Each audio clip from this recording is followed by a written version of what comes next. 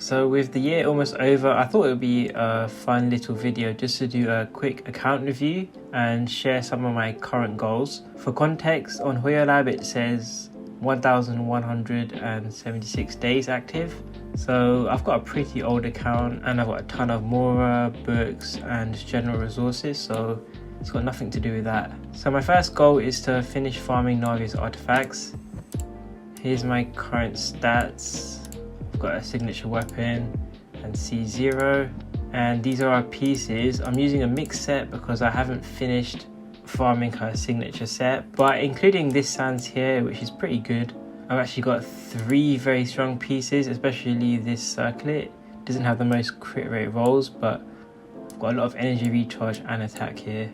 And Navia is very difficult to optimize, so it's a good piece. She only uses energy recharge, crit rate, crit damage and attack. So I'm just looking for a feather and I should have a finished set.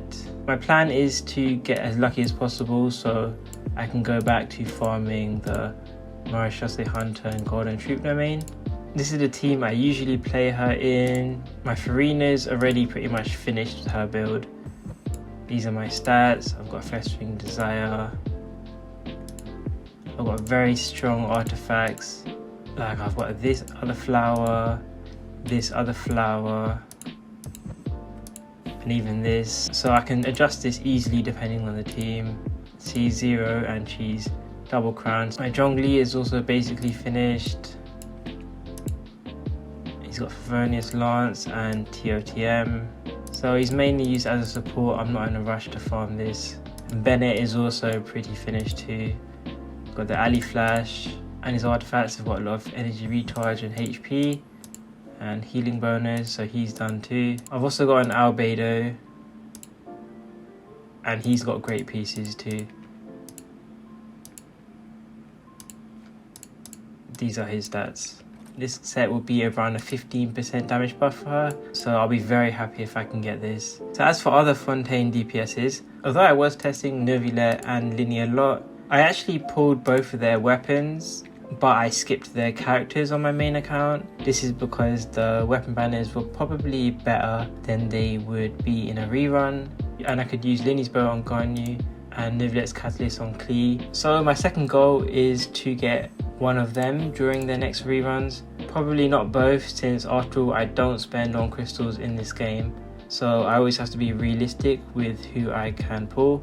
I think at the moment I'm leaning more towards Neuvillette. He's very fun for me to play, which is the most important thing, but as for strength, we all know by now that he's basically a complete DPS in almost every way you could ask for. He's easy to play for both mobile and PC players, casual play and hardcore. He has the AoE damage and the single target damage. He's very flexible with both rotations and teammates, meaning you can easily switch him out to regroup or reshield. It's not like he has an infusion where he needs to stay on field. His artifacts are also farmed in a very popular domain, meaning I can min-max his damage ceiling whilst improving a lot of other characters. And as for speedrunning, in my Discord speedrunning community, most people do agree that Neuvillette requires the least RNG out of most teams, and you could also optimize him for any cost bracket, no matter your budget, no matter if you stay at C0 or you go all the way to C6. So yeah, personally I think no matter what type of player you are, he probably ticks most of your boxes for what you look for in a character. Here's my Nilou team. My Nilou team build's actually pretty complete.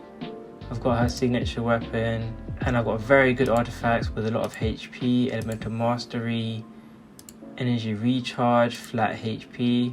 My Nilou stats are very good. I don't really have any goals for her. I actually got college C6 recently. I know I haven't uploaded a Nilou speedrun in a while, but this was the big buff that I was missing this whole time, so this is very nice. My college build is finished. I use it on sacrificial bow and emblem set. My Nahida is finished. I've got a signature weapon and some pretty good Deepwood Memories pieces.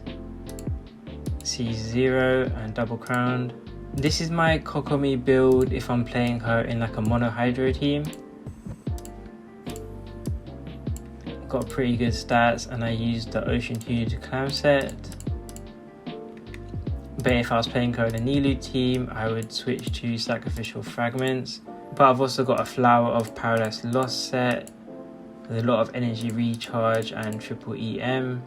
And I end up over 1000 EM with a build something like this. Or I could even use this piece too for even higher elemental mastery. I can even switch Klee to Xingqiu if I want to play a triple hydro team. And for that, you want EM on your Xingqiu. So I could easily just give him Zyphos Moonlight and he could have a sort of hybrid build. But if I really want to min-max, I could just give him Kokomi's artifacts and he can also get over 1000 EM. So my third goal is, after I finish farming Navia, is I really need to go back and keep farming this set here. So despite having all these strong golden troop pieces, I actually still haven't even got one marechausse hunter set. So for my klee team and a Hu Tao team, then that's my goal. For klee especially, I've got very strong mix sets. I've got very good stats here, but getting marechausse hunter on klee in this team is almost a 20% damage upgrade for her, so it's very important that I do get the set. This sands here and this flower here are probably the only real pieces I have, but at least the mix set is very good whenever I still want to play her in a mono pyro team. As for Hu Tao, my build for her old teams is pretty complete. These are my stats: Staff of Homer, got very strong pieces here, and C1 and Triple Crown. So Crimson Witch is very good for her old teams, like I play this team a lot. And as we know, even though Hu Tao's synergy with Farina is really good, the actual teams that they make, whether it's Xingqiu Bennett or Yelan Bennett or Yelan Jean, unfortunately these teams aren't really stronger than Hu Tao's old VV Vape teams. If you want faster performance, you could use a team like this. And even her old double hydro teams, although they're weaker, you have Zhongli's comfortable shielding here, or you have Cosmo's comfortable grouping here. So there's still a lot of reasons to play Hu Tao's old teams. But if they do get more synergistic teams in the future, then I do want to play these. And it is very important that I get a marechausse hunter set on Hu Tao. If I remember correctly, it's maybe even a 10% increase over this if I can get similar substats, so that's something I want to farm as well. My Ayaka team is pretty complete. I've already got a signature weapon and I've got pretty strong artifacts. I could upgrade this circlet. I've got a bunch of them, but none of them are that good, but it's hard to improve on these. My Shenhe is also finished. I've got a Neuvillette set. And similar to Hu Tao, Ayaka has great personal synergy with Farina, but the teams that they make are lacking. With Charlotte, I did make a video about this already, but the damage isn't higher, but more importantly, the setups and playstyle of the team is much more clunky than Ayaka's old team. So overall, the new teams aren't really an improvement there either. But again, I do hope in the future that there are new Freeze teammates coming out, so I can move Ayaka on to new teams with Farina. So my fourth goal is that I want to try and find a new main DPS within the characters I already have. And I think this is pretty underrated. I know most people, even myself, we're always looking for new characters to find a new toy to play with. But there are a lot of characters here who I never fully built, although I am of course limited by the amount of crowns I have. At the moment, I'm leaning towards someone like Ningguang or Diluc. I actually recently lost another 50-50, so I've got him at C3 now. There's also Razor, who was actually my first DPS when I started playing in 1.0, but I stopped playing him before maxing him out, so these talents aren't fully upgraded. And maybe I'll give Razor a try too. And my last goal is actually quite embarrassing really. I am caught up on a lot of world quests, but I'm actually very far behind on character quests. The issue with content creation is that a lot of the time you would have spent in the game doing some quests, you spend instead working on videos, especially because I do a lot of speed runs too. That means I spend a lot of time in the abyss here instead of doing quests. So in Fontaine I have been prioritizing completing the Melusine quest, the experiment quest around here, fully exploring the overworld, getting 100%, making sure to stay on top of events too. And then what happens is that I've just been delaying the optional character quest too, but as you can see, that led to a huge backlog. So yeah, my last goal is I do want to get through these one by one, obviously enjoying the plot and not rushing, but just getting caught up on all of them. On the plus side, story quests like these are something I could probably save for streaming, which is one extra goal I do want to get started on.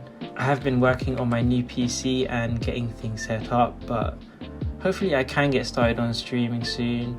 Whether on YouTube or Twitch yet, I'm not really sure, but we'll figure that out.